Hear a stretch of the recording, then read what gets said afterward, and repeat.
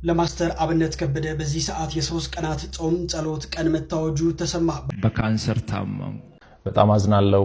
በእኔ ምክንያት ይሁሉ ህዝብ እንዲጨነቅ በማድረጌ በጣም በራሴ አፍሬያለሁ። ማንንም ሰው ባያቅና ባይሰማ በጣም ደስ ይለኝ ነበር። በካንሰር ሲታመም እግሬን ስለታመምኩ እግርህ ከጉልበት በታች ይቆረጥ ተባለ። ከሁለት ወር በኋላ ግን ከሀገር ውጭ እሄዳለሁ፣ ታከማለሁ።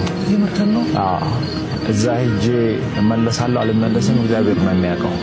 ማስተር አብነት መታመሙን ሰምተናል። ወላሂ በጣም ነው ያዘንኩት። አላህ ይዘንለት። ብዙ ሰዎች ሲያዝን የተቸገሩ ሰዎች ጋር ይሄ ምን ሚሉት ማሽቃበጥ ነው? በአላህ ማስተር አብነት ክርስቲያን ሆኖ ሳለ ለምን አላህ አፊያውን ይስጦ ብላችሁ ዱዓ ታደርጋላችሁ? ማስተር አብነት መልካም ስራ የሚሰሩትን ይቅርና ሰላም አለይኩም እንደምን አረፈዳችሁ እናንተ። ማስተር አብነት አሞታል የሚባለው የሶሻል ሚዲያ ወሬ ያን ያክል እውነት አልመሰለኝም ነበረ።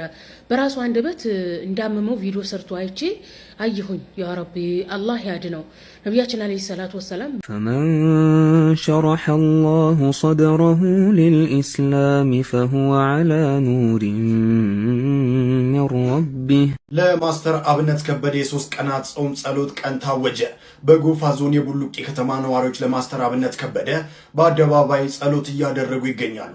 በዛሬው ዕለት የቡሉቂ ከተማ ነዋሪዎች ለበጎ ሰው ማስተር አብነት በአንድነት ወጥተው በአደባባይ እየጸለዩ ይገኛሉ። በገዚ ጎፋ ወረዳ የኬንቾ ሻቻ፣ ኬንቾ ጎዝዲ፣ ኬንቾ ወይዛና ቡርዳ ቀበሌ ቤተ እምነቶች የሶስት ቀናት ጾም ጸሎት ቀን አውጀዋል። ይህ ወጣት በ2016 ዓ.ም በጎፋ ዞን ገዚ ጎፋ ወረዳ በተከሰተው የመሬት መንሸራተት አደጋ ጊዜ ለአካባቢው ማህበረሰብ ትልቅ ውለታ በመክፈል ነው የህዝቡ ልብ ውስጥ መግባት የቻለው። ዘገባው ሙሉ በሙሉ የጉርሻ ፔጅ ነው። በጣም አዝናለሁ። በእኔ ምክንያት ይሁሉ ህዝብ እንዲጨነቅ በማድረጌ በጣም በራሴ አፍሬያለሁ። ማንንም ሰው ባያቅና ባይሰማ በጣም ደስ ይለኝ ነበር። ያው በአንዴ ወጥቷል። ምንም ማድረግ አልችልም። እረዳለሁ፣ በደንብ ይገበኛል። እንደ ወንድማችሁ አይታችሁኝ በጣም ስለምትወዱኝ እየተጨነቃችሁ እንደሆነ በደንብ ይገበኛል፣ እረዳለሁ። በጣም የምትወዱኝ ከሆነ በጣም ለኔ የምትጨነቁልኝ ከሆነ አሁን የሚላችሁ ነገር እንድታደርጉ በትህትና ነው የሚጠይቃችሁ። ለኔ በዚህ ሰዓት ምንም አይነት የገንዘብ እርዳታ ወይም ድጋፍ አያስፈልገኝም። ለኔ በዚህ ሰዓት የሚያስፈልገኝ አሁንም ደግሜ የምነግራችሁ የኢትዮጵያ እናቶች ጸሎት፣ የኢትዮጵያ አባቶች ጸሎት፣ የወጣቱ ጸሎት፣ ሁሉም በየእምነቱ እንዲጸልይልኝ፣ ሙስሊሞች ዱዓ እንዲያደርጉልኝ ብቻ ነው የሚፈልገው። ከዚህ ውጪ ግን ሌላ ነገር የሚሆን ከሆነ ሌላ ህመም እየታመምኩባችሁ እንደሆነ በደንብ እንድትረዱልኝ ፈልጋለሁ። ከምንም በላይ እግዚአብሔር የናንተን ጸሎት የናንተን ልማና ሰምቶ እኔን እንደሚፈውሰኝ አምናለሁ። ለኔ የሚያስፈልገኝ በዚህ ሰዓት ላይ ይህ ብቻ ነው። ምናልባትም ይህንን አጋጣሚ በመጠቀም በእኔ ስም የተከፈቱ በጣም ብዙ ፌክ አካውንቶች አሉ። ገንዘብ እንዳይሰበሰብ አደራ ማለት እወዳለሁ። ይህንን መልእክቴ ደግሞ ለሁሉም አድርሱ፣ ጸልዩልኝ። ሌላ ምንም እርዳታ አያስፈልገኝም። አመሰግናለሁ። በካንሰር ታመሙ። በካንሰር ሲታመም እግሬን ስለታመምኩ እግርህ ከጉልበት በታች ይቆረጥ ተባለ። እግሬማ አይቆረጥም ብዬ ከእግዚአብሔር ጋር መነጋገር ጀመርኩ። እንዲህ ብዬ እግዚአብሔርን ጠየቅኩት፣ እግሬን የምትፈውስ ከሆነ በእነዚህ እግሮቼ ቆሜ አንተን አገለግላለሁ አልኩት።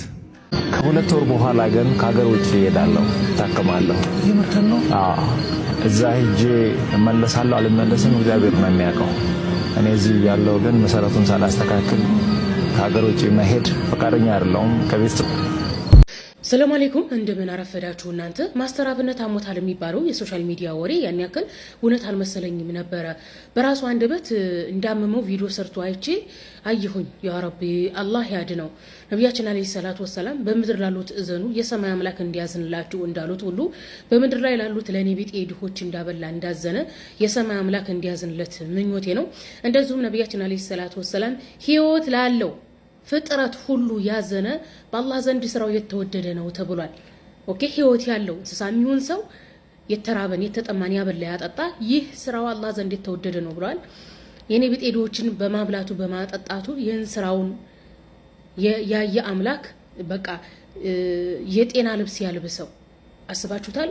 አንድ ሰው በወጣትነት ዘመኑ መታመም፣ ለዛው የሚያስጨንቅ መታመም በጣም ነው የሚያሳዝነው። ወጣትነትን የምታጣጥምበት የነብጤ ድሆችን የተራቡትን የተጠሙትን የምታበላበት የምታጠጣበት ረጅም እድሜ ከጤና ጋር አላህ እንዲሰጥህ ምኞታችን ነው።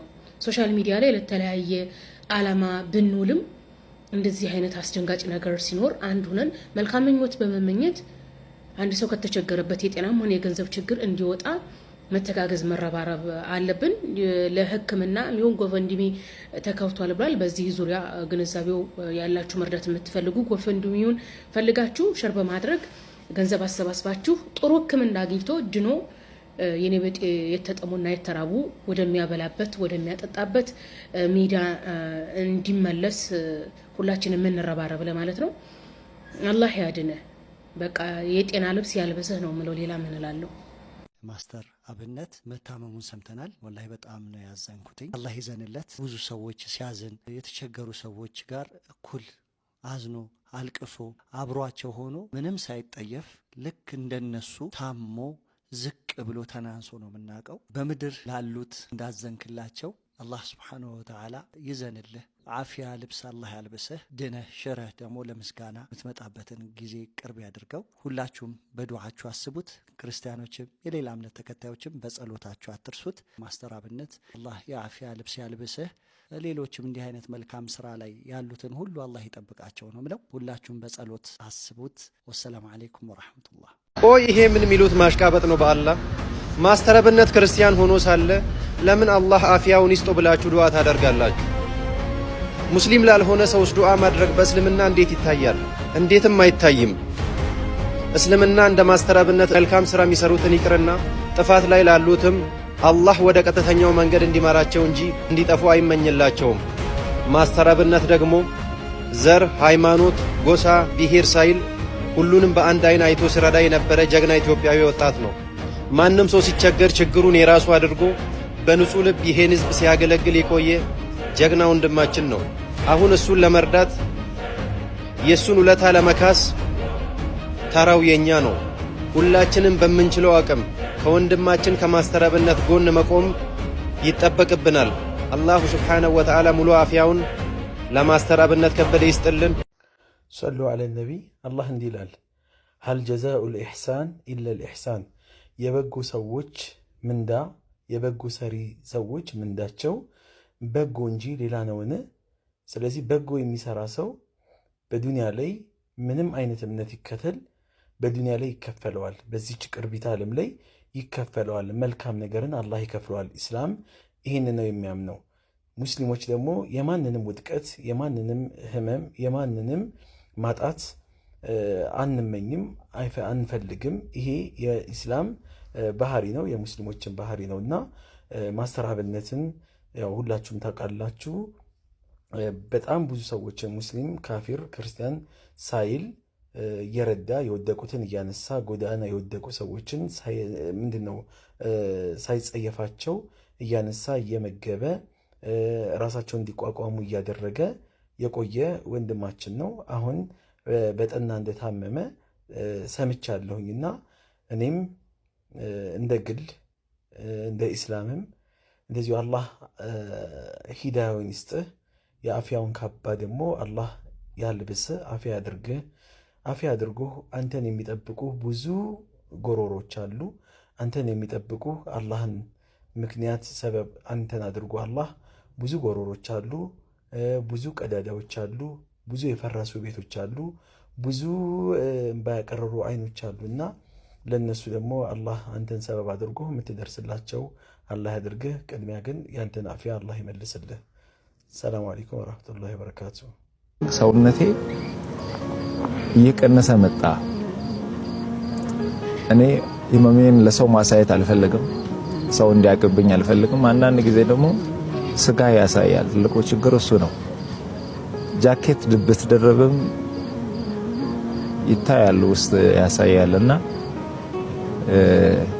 ጸልዩልኝ። እኔ የኢትዮጵያ ህዝብ አንድ የሚማጸነው አንድ ለኢትዮጵያ ህዝብ መናገር የሚፈልገው ከእግዚአብሔር በታች በእናንተ ጸሎት፣ በእናንተ እንባ በእናንተ ምርቃት ነው እስከዚህ ያለሁትና አሁንም እግዚአብሔር በዛ መንገድ ያቆመኛል ብዬ አስባለሁ።